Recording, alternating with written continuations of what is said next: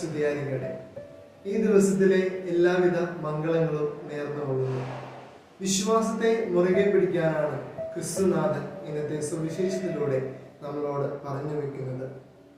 നാം കേട്ടുമറന്നതും അതുപോലെ തന്നെ നമ്മുടെ മനസ്സിൽ മായാതെ നിൽക്കുന്ന ഒരു വചനമുണ്ട്, ഒരു വാക്യമുണ്ട്: വിശ്വാസം അതല്ലേ എന്ന്. ഒരുപക്ഷെ ഒന്ന് ചിന്തിച്ചു നോക്കിയാൽ ഈ നോമ്പ് കാലത്ത് നമ്മളോട് ചോദിക്കുന്ന ഒരു ചോദ്യമാണ്: നമ്മൾക്ക് നമ്മളോട് തന്നെ വിശ്വാസമുണ്ടോ എന്ന്.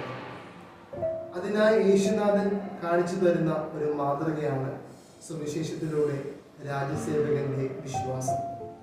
രാജ്യസേവകൻ തന്റെ മകന് രോഗത്തിൽ നിന്ന് സൗഖ്യം പ്രാപിക്കാനുള്ള യേശുവിനോടുള്ള അഭ്യർത്ഥന, ആ യേശുവിൽ സമർപ്പിച്ച ആ വിശ്വാസം, അതാണ് രാജ്യസേവകനിൽ ഏറ്റവും കൂടുതൽ ആയി നാം കാണപ്പെടുന്നത്. പ്രിയമുള്ളവരെ, ഒന്ന് ചിന്തിച്ചു നോക്കിക്കേ. നമ്മുടെ പലതരത്തിലുള്ള ജീവിത സാഹചര്യങ്ങളിൽ എത്രത്തോളം വിശ്വാസമില്ലായ്മയിലൂടെ വരുന്ന പ്രശ്നങ്ങൾ നാം നേരിടുന്നു. ഒരുപക്ഷെ ഈ രാജ്യസേവകൻ യേശുവിൽ അർപ്പിച്ച ആ വിശ്വാസത്തെ പോലെ നമുക്കും നമ്മുടെ ജീവിത പ്രശ്നങ്ങളിൽ യേശുവിൽ വിശ്വാസം അർപ്പിച്ച് നല്ലൊരു ജീവിതം നയിക്കുവാനും അങ്ങനെ ഈ ഒരു നോമ്പ് കാലത്തിലൂടെ നമുക്ക് മുന്നേറുവാനും യേശുവിൻ്റെ രക്ഷകര ചരിത്രത്തിൽ പങ്കാളിയാകുവാനും നമുക്ക് സാധിക്കും.